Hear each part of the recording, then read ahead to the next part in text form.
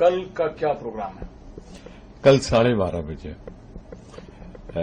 ऐतिहासिक central hall में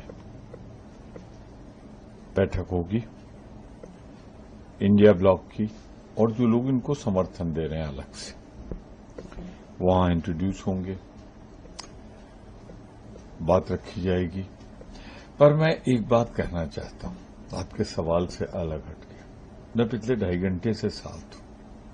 सच a intelligent man, such a suitable man for the chairman of Rajya Sabha, and that will be, मैं कहूंगा बहुत ही गौरव का क्षण होगा जब ये सुप्रीम कोर्ट का रिटायर्ड जज, चीफ जस्टिस रहा है जो आसाम का, जिसके जजमेंट में जो पढ़े मैंने, भारत की आत्मा बोलती है। बड़ा गौरवशाली क्षण होगा जब ये उपराष्ट्रपति के रूप में पदभार ग्रहण करेंगे और अपने सेवाओं से देश को लाभान्वित करेंगे। थोड़ी देर पहले हमने उनसे बात की, वो खुद काफी कॉन्फिडेंट नजर आ रहे हैं। इस आत्मविश्वास की वजह क्या है? आंकड़े क्या हैं आप लोगों के पास? देखिए, ये कोई पॉलिटिकल चुनाव तो है नहीं, एमपी का, एमएलए का, फलाना पार्टी जिंदाबाद, ये जिंदाबाद। ये तो एमपीज को चुनना है, लोकसभा और राज्यसभा, योग्यता के आधार पे, विचारों के आधार पे, अब तक के इतिहास के आधार पे। ये भारत के जो मूल आत्मा है उसके लिए सर्वाधिक उपयुक्त उम्मीदवार है।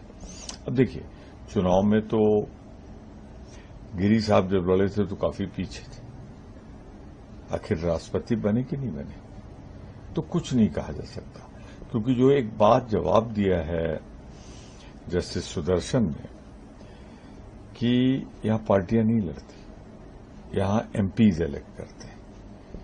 तो अगर योग्यता पे चले गए तो ये हमारे अगले उपराष्ट्रपति होंगे। अब पार्टी लाइन, व्हीप और ये सब देश का दुर्भाग्य होगा।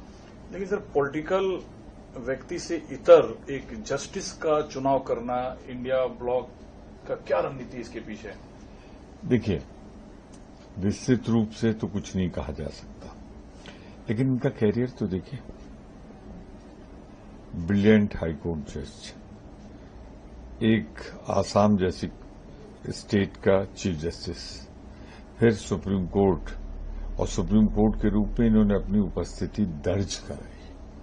जो इनके फैसले हैं ना, और जो इनके यहां अधिवक्ता के रूप में जो top most cream of the supreme court, जो उनके विचार हैं। फिर गोवा में लोकपाल रहे, अभी तेलंगाना में ये पिछड़े वर्ग के क्लासिफिकेशन के चेयरमैन रहे। तो सारे अनुभव हैं इनमें, प्रशासनिक, मैंने इसीलिए जोर दिया, प्रशासनिक अनुभव। आप खुद अधिवक्ता हैं, लेकिन एनडीए ने क्या आप लोगों के सामने ये मजबूरी खड़ी कर दी कि आप लोगों को भी दक्षिण भारत से उम्मीदवार लाना पड़ा, और वो काफी खुश नजर आए? दोनों उम्मीदवार दोनों खेमे से दक्षिण भारत से हैं। क्यों? दक्षिण उत्तर में इसमें कहा, ये तो हर आदमी भारत का नागरिक है। कोई दक्षिण में होगा, कोई उत्तर में होगा, कोई पूर्व में होगा, कोई पश्चिम में होगा। हाँ, ये मैं मानता हूं। तेलुगु स्वाभिमान की बात करने वाले टीडीपी के लिए, वाईएसआर के लिए बड़ा मुश्किल होगा आंध्र प्रदेश की जनता को समझाना।